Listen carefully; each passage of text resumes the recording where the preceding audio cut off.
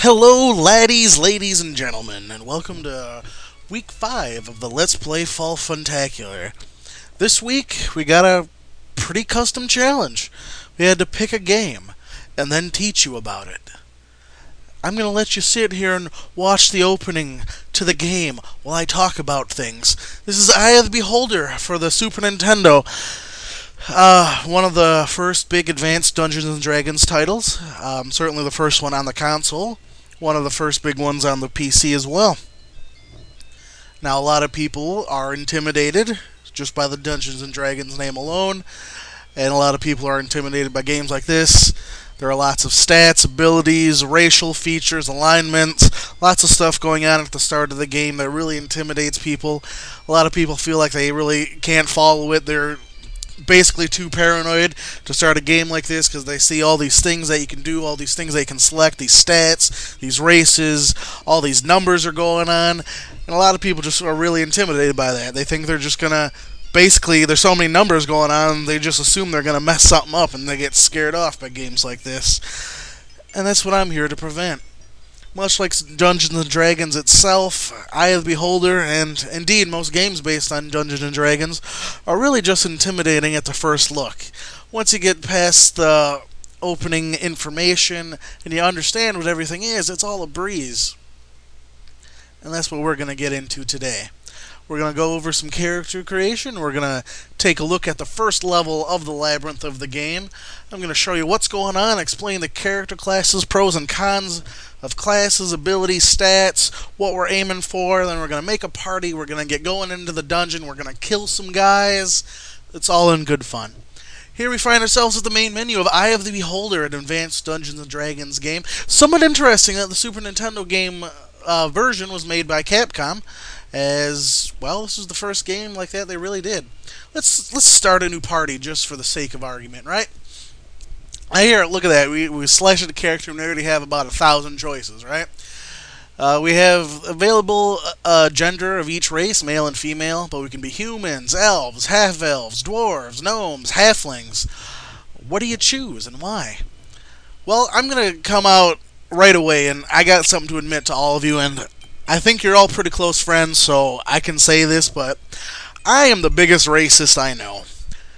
I prefer humans, and only humans, in Dungeons & Dragons games. I don't know what it is. I can't explain it. I hate the other races. Humans for me. But, for the sake of argument, and for the sake of explanation, we're going to be making a slightly more diverse party. Alright. Now, let's start with some of the basics here. Let's say we want to make a human male, because last time I checked, I'm a male and more or less human, so let's take a look there. We click on what we want, we see 6 class choices, and indeed, these are the 6 classes for the entire game. Your fighter, your ranger, your mage, cleric, thief, paladin. Humans are the only race that can be paladins. We'll touch on that in a bit. Now, the first thing we want to do, we get 4 slots to make our party. We want to make a nice balanced party, and in order to do that, usually a good party starts with a fighter. Fighters are your basic tanks. They can wield lots of weapons, most of the armor in the game. They swing a good sword, a good axe, whatever you got in your hands. They can equip shields. They're your all-around tanks. Rangers here, not a fan of them in this version of the game. Keep in mind that Eye of the Beholder was the first video game to use the 2nd edition Dungeons & Dragons rules, and at that point the rules weren't very refined for that edition, so we're going to get into a little more of the weaknesses of that later on. But for this game, the Ranger is pretty weak overall. He's basically a slightly more dexterous fighter, and he can dual-wield weapons very well, but that's about it. He can't wear as good as armor as a fighter. He can't attack. He can attack from range with a bow, but he has no access to magic, either offensive, defensive, or healing. And he's overall a pretty lackluster character. Yeah, he can dual wield, but that's about it. He really doesn't bring a lot to the table for my taste. The mages, of course, are our offensive spellcasters. They're going to be hurling the magic bolts, the electricity, the lightning, the fire, all that jazz. They're going to be our core offensive magic class in the game. Really good. Basically, the class is required in your party, along with a cleric. clerics are your standard healers. They learn all healing and buffing spells, but they also make halfway decent frontline fighters, which is normally not what you get with healers in most games. But the nice thing about clerics is they're actually very customizable in this version of the game, which I'll touch on in a little bit. But not only are they a great defensive class, they can heal, they can tank. I mean, they're all around probably one of the best classes in the game. Unlike the thief, if you've watched basically any of my RPG LPs, especially Fire Emblem, I complain about thief classes in general a lot. Frankly, I don't find them worth the space. I mean, what good is having a character that can unlock yeah, sure, he can unlock a door here, a chest there, whatever, that's great. But he can't wear crap for armor, he can't use crap for weapons, and he has no special abilities in combat. What good is that? Oh yeah, sure, I can open a door, but he can't fling spells. I'm basically wasting a slot to be able to unlock an occasional door. No way I'm ever going to do that. Paladins are kind of interesting. They can basically combine the fighter and the cleric. They have a lay on hand spell, which is basically an emergency heal. But aside from that, they don't learn magic until they're level 9, so don't count on them too much for healing in the early game. But late game, they're going to be beasts. So for the sake of a balanced party, we're going to make a human male fighter. And now we have our alignment. Yeah, this got trimmed down a lot in the most recent Dungeons & Dragons editions, but basically this is your character's morality, their outlook on life. I generally go with neutral good and chaotic good for my characters because those fit very much into my morals and ethics usually. You know, basically good characters, you know, they're righteous, they do what's right, and the further you go down through like the chaotic, it's they do what's right according to their own definition, not necessarily what the law says or what the government says. They have their own personal code type deal, and that's why I tend to float more towards the neutral and the chaotic. The neutral, just what it sounds like. They're usually kind of out for themselves. They'll help here and there. They don't really care one way or the other about good or evil. And the evil characters, of course, are pretty much just out for themselves. They're pretty malicious, especially the chaotic evil. Those are like the evil bad guys that are always the bosses in games, things like that. But for my needs, we're going to make a neutral good fighter. And we can choose an awesome portrait. And just for the sake of argument, I already have a party ready to go, but let's do some stuff. Let's choose that picture, because it looks good. Now, here we see a whole bunch of numbers. What's it all mean? Well, this is where a lot of people start getting confused. Strength is how hard you hit, basically. Intelligence, how hard your magic hits. Wisdom, how many bonus spells you pick up later on. Dexterity affects your thrown weapon accuracy, as well as your chance to dodge attacks. Constitution affects your hit points. And in this game, Charisma doesn't do anything. However, typically Charisma affects your choices for dialogue and your ability to persuade other people and basically get discounts on items, stuff like that. Our starting armor class is displayed here. 10 is the base armor class. The lower the armor class, the better. Basically, when an enemy attacks you, their attack is weighed against your armor class, and if their attack roll is higher than your armor class, you take the hit, basically. It doesn't reduce damage, it just reduces your likelihood of being hit. Our hit points, of course, are our lifeblood. You run out of hit points and you die. And here we have our level. Now, your fighter, you're going to be focusing pretty much on strength, dexterity, and constitution. Our maximums you can just keep re-rolling for stats here if you don't like the numbers you get. You can't modify the numbers like you can in the PC and the Amiga version, you just gotta hope you get lucky. But basically, 18 is the normal max for these stats here. Like overall this is not bad at all. I mean, 15 in strength is as low as it gets, but if I was making like a cleric, these rolls would be amazing. But just for the sake of argument, we're going to keep it here. He doesn't have a lot of hit points, but his armor class is 7, which is pretty darn good for a starting character. So let's just call it good there. No. Okay, now I guess I'm just making a random name because I'm hitting wrong buttons. Trant. Random names are random. Alright. So what are the pros and cons of the races? Really, there's not any cons. There are a couple pros. for example, let's go with Dwarf. Now here's something we have to explain before we get any further. Some humans can't, but most of the other races can dual class. Basically, they can be a fighter and a cleric, or a fighter and a thief. Now, the problem with that is they gain levels incredibly slowly, and a fighter cleric is not as good a fighter as a fighter, and not as good a cleric as a cleric. So since they're already behind the ball, because their classes just aren't as good as the peer class, and because they gain even less experience, I don't like choosing dual classes at all in this version of the game. But for the sake of argument, we're going to make a fighter thief. That is one of the 2 dual classes I actually endorse for this game. Basically, it gives us good tanking ability, good attacking, with the ability to use lockpicks. So, yeah, this old man looks like a good one. Now you see here where it says level 2/3. This is our fighter level, this is our thief level. Rerolling isn't going to change that, but it will change our stats. But again, for the sake of argument, fighter thief is going to be looking at the same stats, so we'll just call it good. Blah, blah, blah, blah, blah, is his name.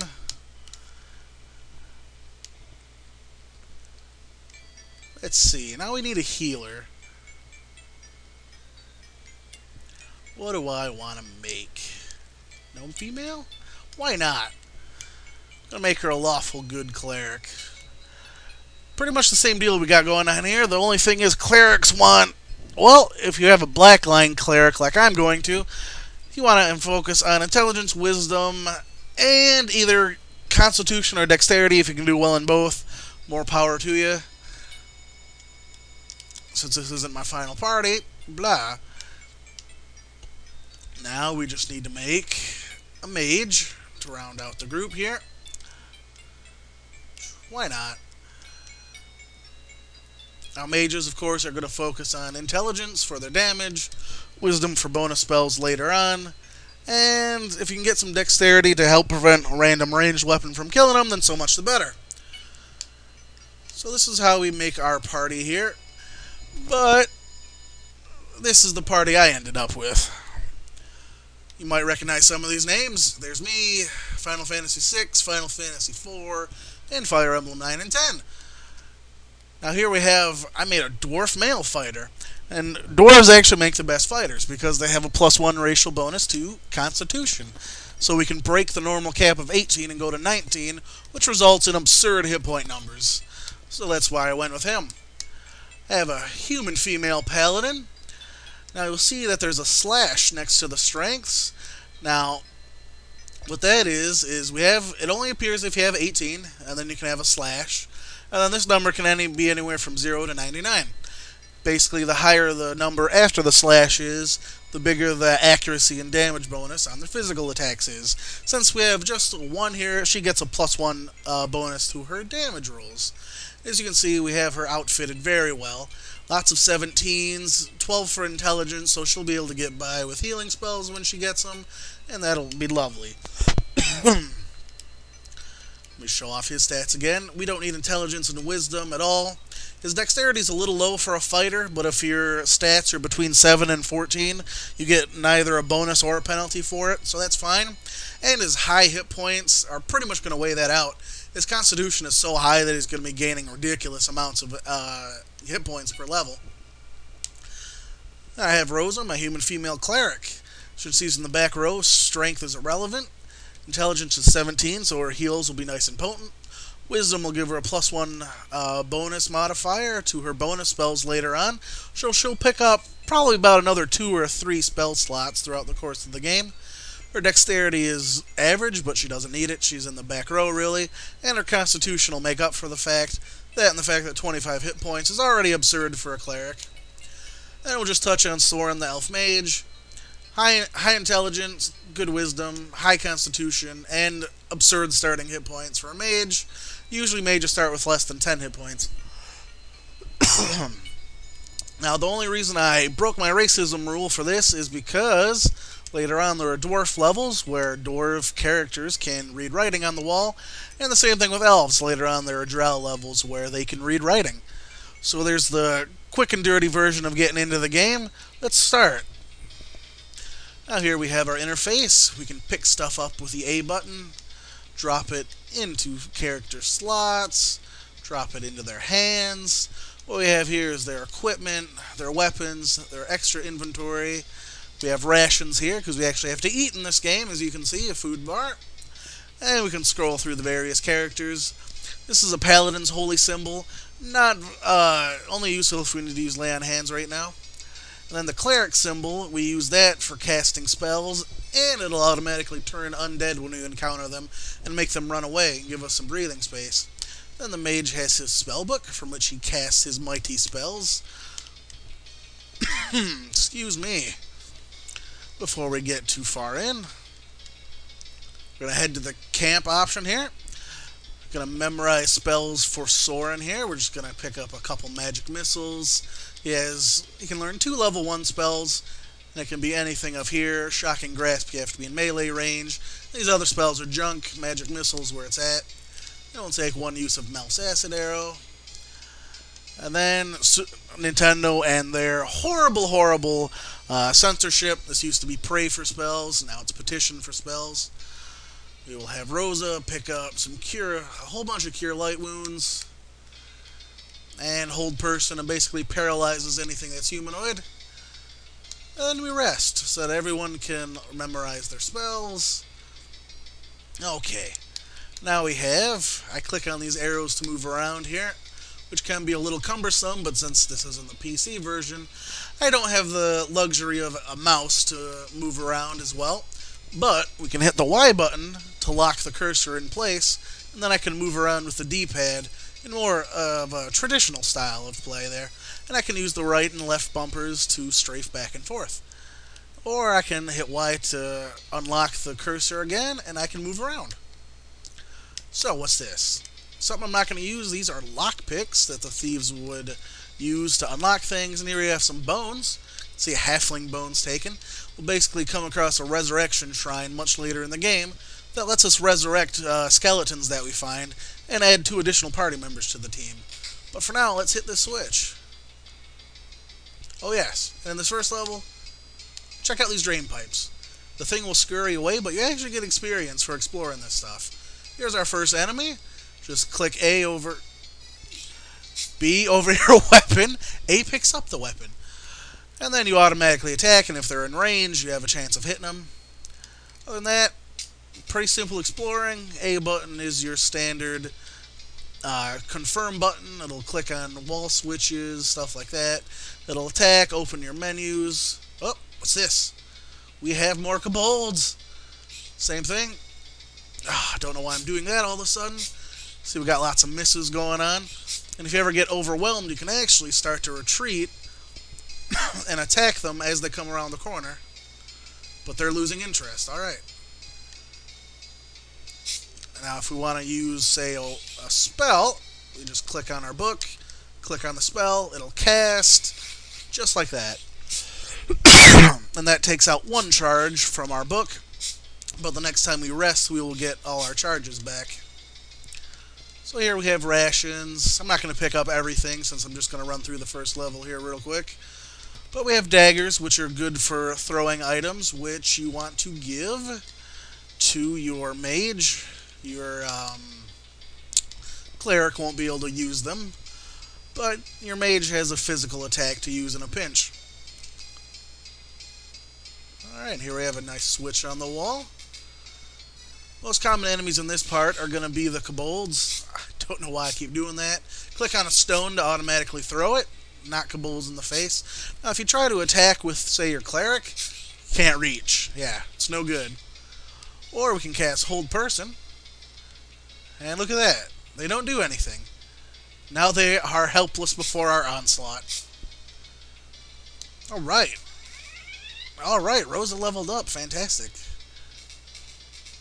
And now we have switches in the floor, which, if you want, you can back up. Alright, that's not one that'll stay open. Most switches you can lay a rock down on, or something else that's heavy, and it'll keep the switch activated, like that one. You gotta be on the switch to open the door, but I step off of it and it closes. So, we take a rock, we drop it on the switch, and we continue onward.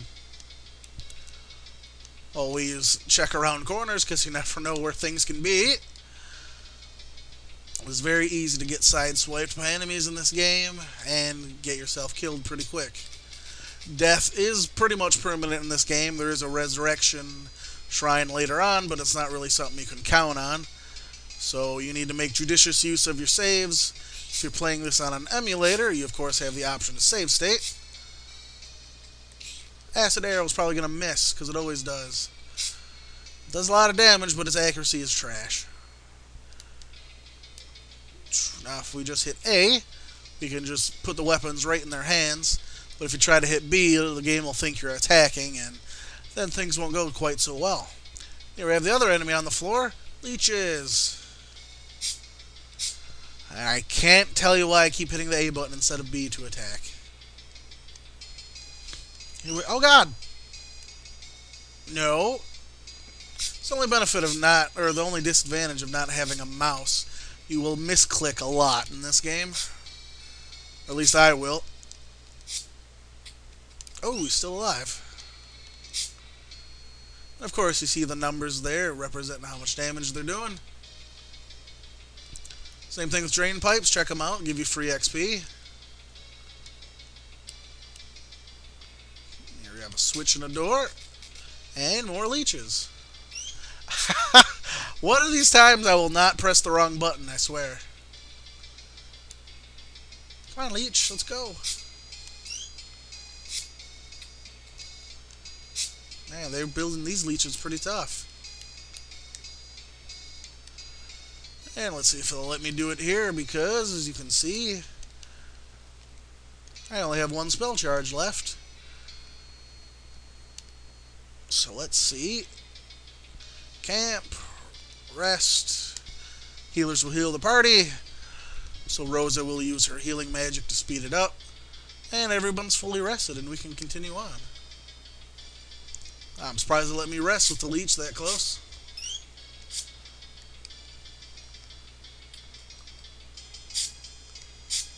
There we go. Believe it or not, this is actually the exit of the stage already.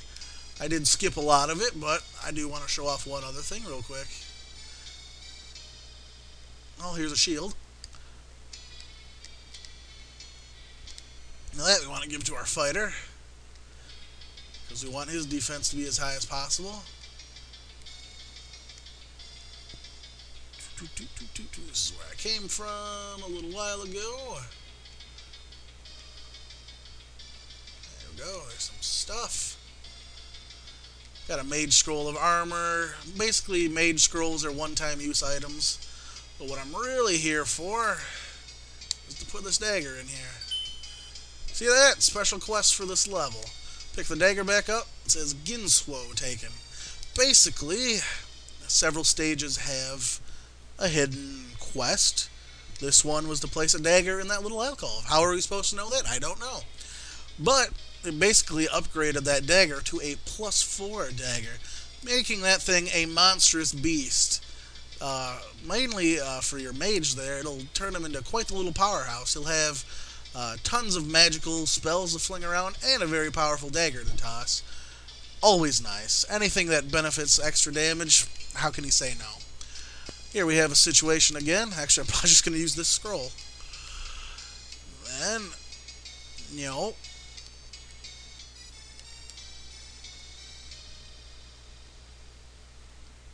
boink. Now, what would happen if we didn't weigh this switch down? I'll just... There we go. And I stepped on it with nothing on there, the door would have closed again. Needed something on there to weigh the switch plate down. Then we can continue on to the next part, which will take us down to the second floor of the labyrinth. There are 14 floors in this game, if I remember correctly. It's either 12 or 14. But that's the basic gist of it. It's not that hard. Why is everyone so intimidated just because it's called Dungeons & Dragons? The only thing you really ever have to worry about is inventory management. If you ever played anything like Diablo or anything like that, you already know what's coming. So that's our quick little look at Eye of the Beholder. Again, this just to show off that this can't actually do anything yet, and I'm not just talking hot air. We can lay on hands with her, but that's our only spell, so let's just cast it on him for the heck of it. And we heal him. Then we need, same thing, we need to rest in order to get that charge back. And then the curing characters works the exact same way. Just bam, there you go. Then even if there's nothing on screen, you can still cast offensive spells. So you get to the next thing, you go down, and we head to the next level of the labyrinth. So I'm going to rest up real quick. And we're going to call it a day. That's the introduction to Eye of the Beholder, character generations, a little bit of pros and cons, a quick run through of the first level. I did avoid quite a bit of it, but I didn't want this to be a half-hour video. Real quick to touch on, I did skip over one thing in the intro. I talked about dual classes. Fighter and Thief is okay. The only other one I endorse is Cleric Mage. Obvious reasons, you can heal and throw offensive spells. Same thing, they're still going to be a little behind either or in levels, but the ability to heal and cast offensive spells kind of outweighs that. You also have some races that can triple class, which if you ever choose, you just must like pain because they will never catch up to your other characters in terms of power. Like having like a Fighter Thief Cleric? No. Or like a Fighter Mage Thief?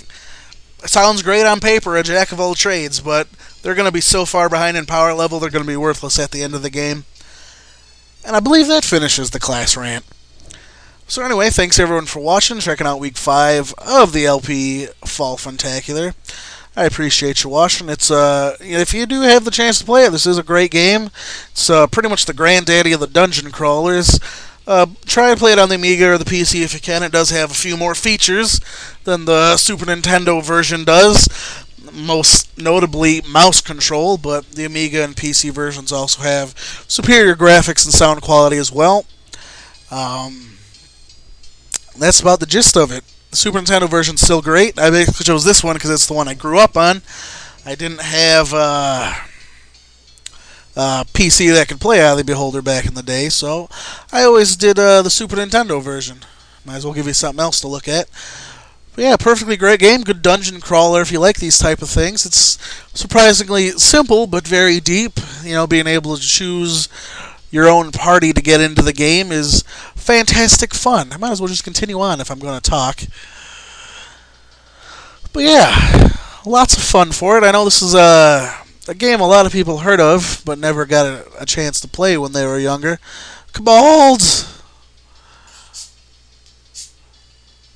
Hey, we just throw Ginswo. Oh, thanks for making me look bad, Soren. You miss.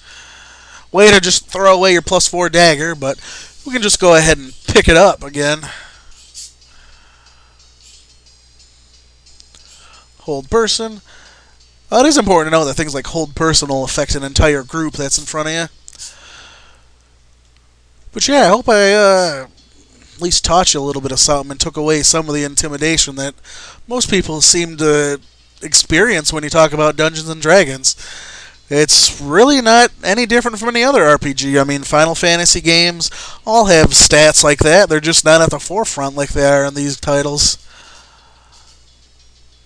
But it's a great experience. It is a game that's kind of tough to play for hours and hours on end, just because you will get lost, because there is no map function aside from the compass. This is one of the old games that kind of expected you to draw a map yourself, but just being able to choose your own party, every aspect of them. I always loved games that did that. You know, it's not a game that holds you by the hand and it's like, well, this character can do this, and this character can heal, and here's your spellcaster. It's like, you can choose whatever party you want and have a pretty reasonable chance of beating the game, and I really love that. And I hope you enjoyed watching. I hope you'll check the game out. It is a lot of fun, and I will see you in Week 6. Thanks for watching, everybody, and I hope you have a fantastic day.